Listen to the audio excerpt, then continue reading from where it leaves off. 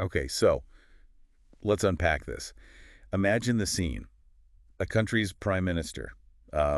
He dies unexpectedly Yeah. on foreign soil. Right, and literally hours after signing this really historic peace treaty. Exactly. The official story is, well, heart attack. But here we are nearly 60 years later, and those whispers, they just haven't gone away. The questions are still hanging there, and the document we're looking at today, the Tashkent Enigma, did Indira Gandhi silence Shastri? It really leans into this whole mystery. It does. It lays out a sequence of events that, well, when you see them all together, they feel pretty unsettling. Definitely. So our goal here in this deep dive is to walk you through what this document presents We'll look at the key facts it highlights, the big unanswered questions it raises. and what it calls this strange pattern, maybe even a connected pattern, of events that followed Lal Bahadur Shastri's death. That was Tashkent, January 10th, 1966. Yeah, and this isn't just some dry history lesson, is it? The document frames it much more dramatically. It really does. Like a story about power, maybe secrets locked away in government vaults. And a very sudden political rise that, well, this source suggests really reshaped the entire nation. So let's dive into this enigma. Where does the source start?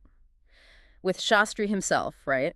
His path to becoming prime minister. Yeah, his rise after Nehru died in '64. Exactly. And initially, people saw him as maybe mild-mannered, perhaps someone the old guard, the power brokers thought they could manage. Kind of unassuming. But the document says he very quickly showed that wasn't the case at all. Not at all. He actually emerged as a surprisingly decisive leader, especially during the 1965 war with Pakistan. Right, his leadership there, and that slogan, Jai Jawan, Jai Kisan, that really hit home, didn't it? Yeah. Solidified his position. Absolutely. And this is where, according to this document, the tension starts to build. His growing independence, this unexpected strength, it began to make waves, worry people. Yes, certain powerful groups within the Congress Party apparently became alarmed. Okay. The source details that he wasn't just, sticking to the script. He started signaling shifts away from the established Nehruvian socialist model.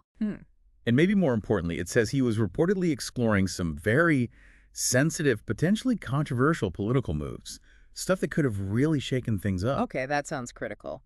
What sort of controversial areas does the document say he was looking into? Well, it brings up the possible release of classified files about the 1962 Sino-Indian War. Wow, okay. That's huge. Politically explosive. Definitely. And it also mentions him potentially launching investigations into internal intelligence operations, even hinting at possible foreign involvement, maybe CIA, maybe KGB. So, not small tweaks. He was potentially opening up several major cans of worms.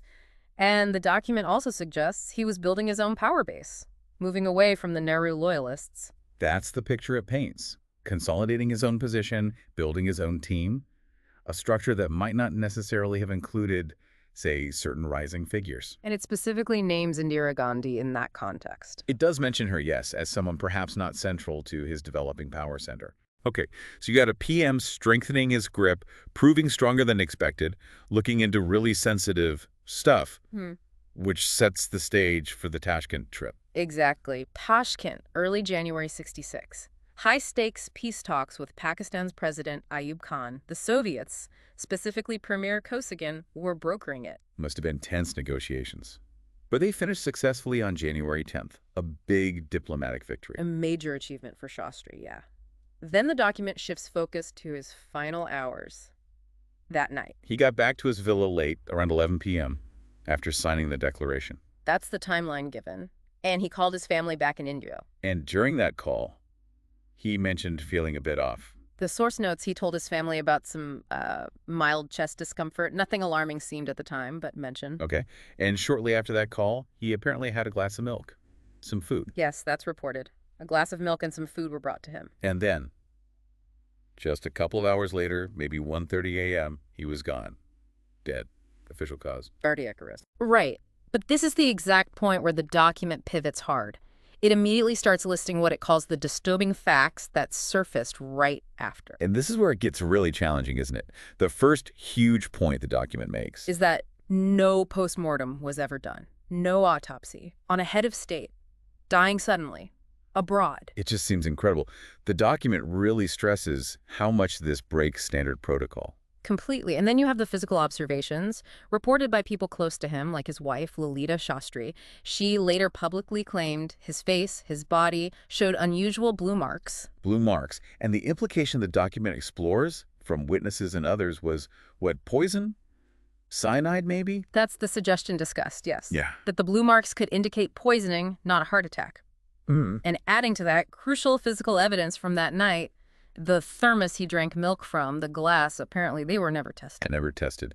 And what about his personal servant, Ramnath? The document singles him out. Ramnath. He was the servant present with Shastri, the last one known to have seen him alive that night. And his fate. According to the source, Ramnath was briefly detained by Soviet authorities right after Shastri died, and then he just vanished from the records completely. No trace found later. So, the servant who was there disappears. Key evidence isn't tested, no autopsy on the prime minister, and the document starts to frame these not as isolated oddities, but as potentially part of a pattern. What it calls a chain of deaths and disappearances. People connected who might have known something or questioned the official story. Right, this part of the source material is particularly chilling. Tell us about some of the people mentioned. Dr. R.N. Chu, Shastri's doctor. Yes, Dr. Chu, his personal physician. The document states he was known to be quite vocal, privately at least, about inconsistencies in the official story. Okay, he had doubts. He did. And the timing of his death, as presented in the document, is incredibly suspicious. It says Dr. Chu was killed in a mysterious car accident in 1977. And this happened while he was on his way to testify before an inquiry commission that was looking into Shastri's death. On his way to testify? Yes. And tragically, his son also died in the same accident. That timing is hard to ignore. Yeah. And Ramnath, the servant, just vanished after that brief Soviet custody. Gone. Then there's Lalita Shastri, his widow. She was apparently relentless in demanding answers publicly. The document quotes her. Yes, saying she was never shown a proper medical report and stating very firmly he had no heart problem. Something happened that night. Strong words. And Janardhan Tiwari, described as a close associate. The document includes claims attributed to Tiwari told to journalists. He apparently said Shastri was gearing up to order major investigations. Into what specifically? Into intelligence failures during the recent war. And also, Tiwari claimed Shastri had plans to significantly reduce India's dependency on foreign aid and support, specifically mentioning Soviet reliance. Okay, so you have multiple voices, the doctor, the widow, the associate, questioning things, pointing to sensitive plans Shastri had. These voices, according to the source, either disappear, die suspiciously, often right when they might speak out publicly or formally. Which leads the document to ask that stark question. So what happened to these voices? Why were they erased or silenced? It's a heavy question. Yeah. And it naturally leads the document into the crucial issue of motive. Politically speaking, who benefited most from Shastri's sudden removal? Well, at that moment, the expectation was Morarji Desai would be the next PM, wasn't it? That was definitely the prevailing view. Yeah. But the document explains how, in the immediate chaos after Shastri's death, this powerful group within Congress, the syndicate, They backed someone else. they promoted Indira Gandhi as a compromise candidate, is how the source frames it. And their thinking, according to the document, was she was relatively inexperienced politically. Maybe easier to guide, control. That seems to be the rationale presented. They thought she'd be manageable. But as the document stresses, they were very, very wrong about that. And it details just how wrong they were, how quickly she consolidated power. It does. By 1969, just a few years later, she'd completely outmaneuvered the very syndicate leaders who helped her rise. Right. She nationalized the banks, tightened her grip on the party, on the government. And then, of course, by 1975, the emergency. Suspending civil rights, ruling in a way the document calls authoritarian. And the source draws a very direct line from Shastri's death to her rise. It argues her path to power would never have happened so smoothly if Shastri had remained alive. It wouldn't have been that clear path. Which then circles back to that core question about motive. Exactly. Was her rise a coincidence or consequence? That really puts the puzzle pieces together in a provocative way. And the document doesn't stop there. It also examines how the government itself handled information about the death. Yes, focusing on classified files and what it terms official silence. It mentions a specific incident in 2009, an RTI request. Right. A journalist, Anuj Dar, filed a right to information request asking specifically for government files related to Shastri's death. And the official response from the Prime Minister's office?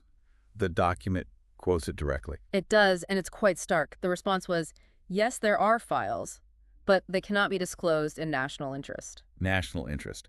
For a death nearly 50 years prior, officially ruled natural causes. The document really probes that. It asks the obvious question. Why would details about a decade-old death, supposedly from a heart attack, be a threat to national security now?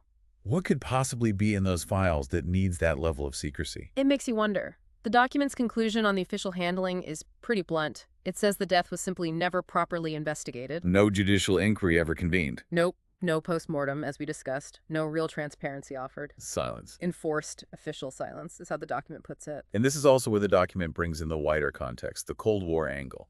Yes, it touches on theories involving foreign intelligence agencies, maybe the CIA, maybe the KGB.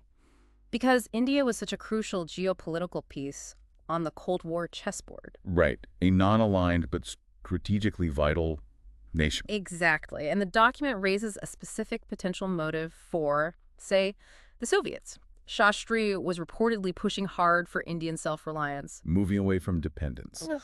including Soviet dependence. That's the suggestion, reducing reliance on foreign powers. So, the document poses these possibilities. Was his death somehow tangled up in Cold War politics? Or was it driven purely by internal Indian political dynamics, factions seeing him as an obstacle? But either way, The document points out that whatever the potential cause or who the actors might have been, the political result was the same. Only one person emerged victorious from the vacuum in Indira Gandhi. it keeps coming back to that, Yeah. which really underscores the weight of these unanswered questions, doesn't it? Nearly 60 years on. The document essentially summarizes the state of play. No autopsy. Key witnesses dead under suspicious circumstances or simply vanished.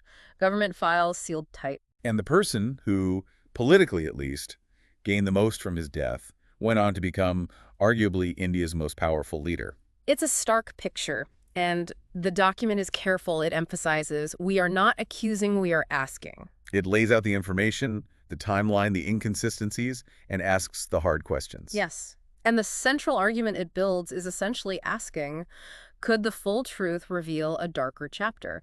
A story where perhaps ambition and political calculation trumped loyalty, where a leader viewed as decent was maybe quietly removed. The author's perspective, noted in the source, really pushes for transparency here, argues for full disclosure about an event that, by this account, profoundly shaped modern India. It certainly leaves you with a lot to process. It really does. A lot of unsettling points raised. Absolutely. And that brings us to a final thought for you, the listener, to chew on, based on everything this document lays out. Think about it. If the official story of how a prime minister died seems shaky, if key witnesses meet strange ends or just disappear, and if the government keeps files about it locked away for decades citing national interest, what exactly is that silence protecting, really? And what's the cost of that silence? Not just to history, but to understanding the present. The document leaves us with that challenge, really. Does India owe it to Lal Bahadur Shastri's memory and maybe to its own future to keep pushing, keep asking these questions until genuine, honest answers finally emerge?